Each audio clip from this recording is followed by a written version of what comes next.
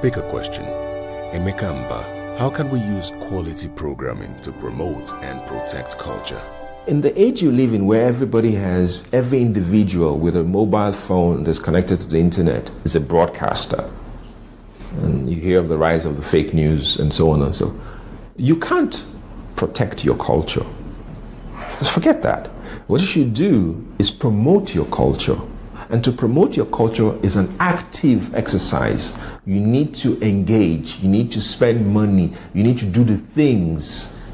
Because protection is actually defeatist and a very lazy. You don't really, you're holding your hands and say, stop, you can't enter or you can't go out.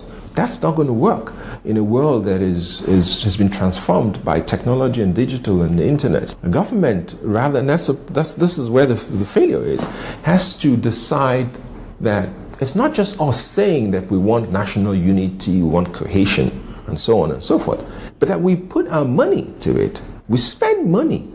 I mean, we have national broadcasters and state broadcasters that are not spending money on producing programming. So what do you say then of Nollywood? I mean, Nollywood these programs are not reflecting ideals we're talking about. And you were there for good 7 years. What did you put into it then? Recall what I said at the very beginning. In this age, and we tried that. We tried a very stupid thing. And when I look back now, it's actually quite stupid. When I first came into the film and videos, I said, no. Certain types of movies we will censor. We won't let them leave the country. But it was silly because movies are shot on DVDs, on digital. And then all the person has to do is put it on his laptop and travel with it, or burn it on a DVD or a thumb drive, and he goes wherever and is distributed. So if you come with that mentality, where you take an analog mindset of scarcity, because the analog world is a world of scarcity, where you can control physical things and places, where if I said this particular movie, call it Snake in Monkey Shadows, will not be shown. There are cinemas, physical cinemas, 10, 20 in Lagos. So you can physically go there and stop it. But in the digital world, once that movie has been digitized, it goes beyond those 10 cinemas. It goes onto people's phones. It goes onto the internet. And that's the failure. So we realized during my tenure at the Film and Video School that the more we go digital, the more we lose the battle of protectionism. That what we should do is to promote Nigerian films. And we had this thing called the Nollywood. Let's even go beyond the films. The television stations, the radio stations all went haywire.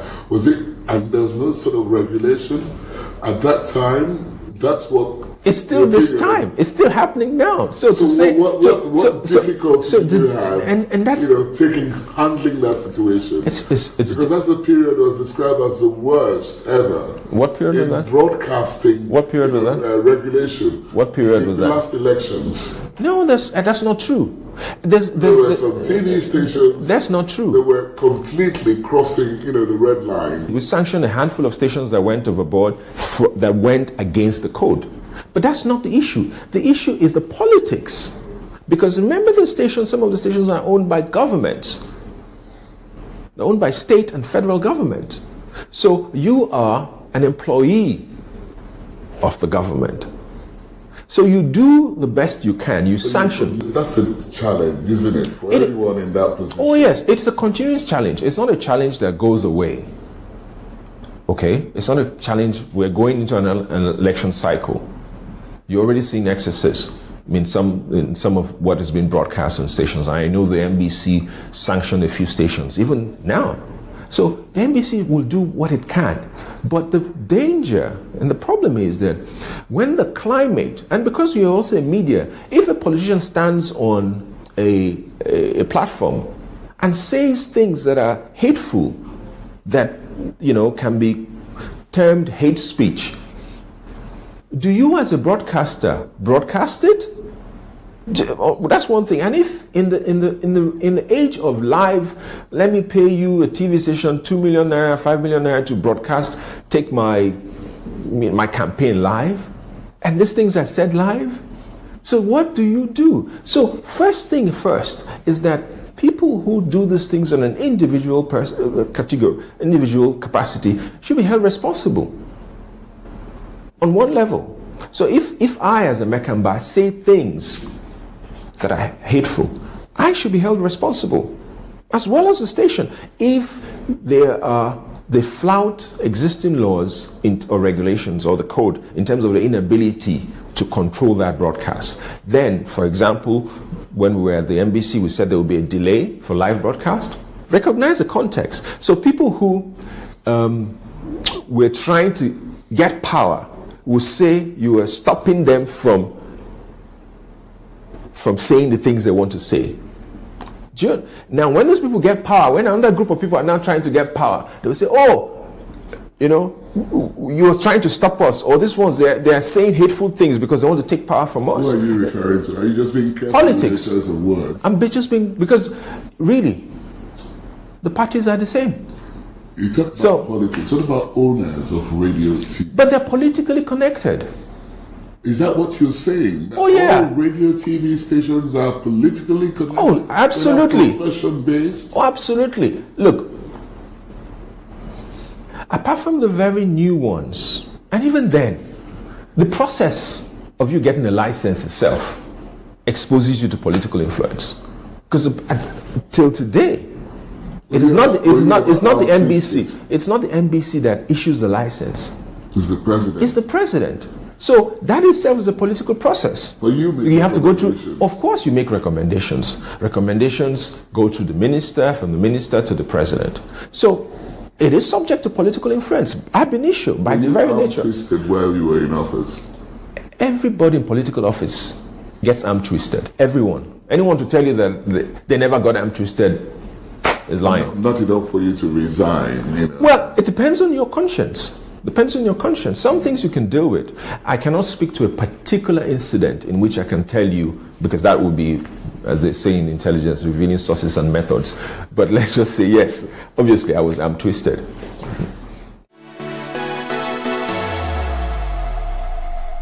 If you were to be cast away on an island, and you're allowed only 5 items to take along with you, what would they be?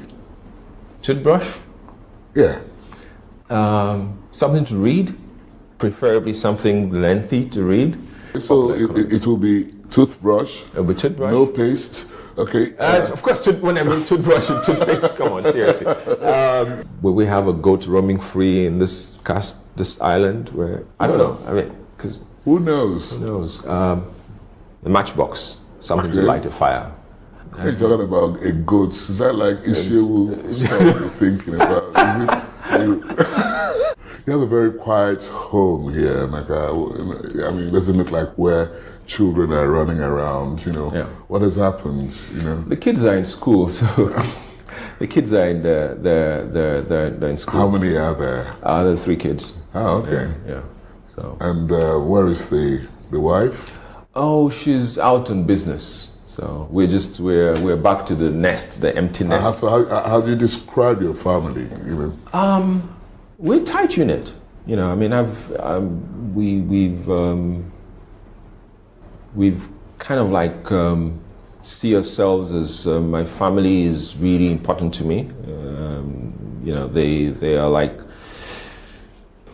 Whatever decisions I take, I always look at it in the context of that I'm not doing anything or taking any steps that will, you know, embarrass them or hurt them in any way. You're trying to be a good boy.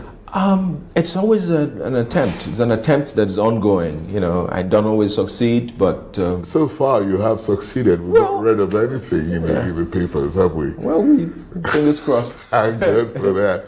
It's been nice talking to you. Same here. And well. My guest has been Emeka Mba, former Director General, National Broadcasting Commission.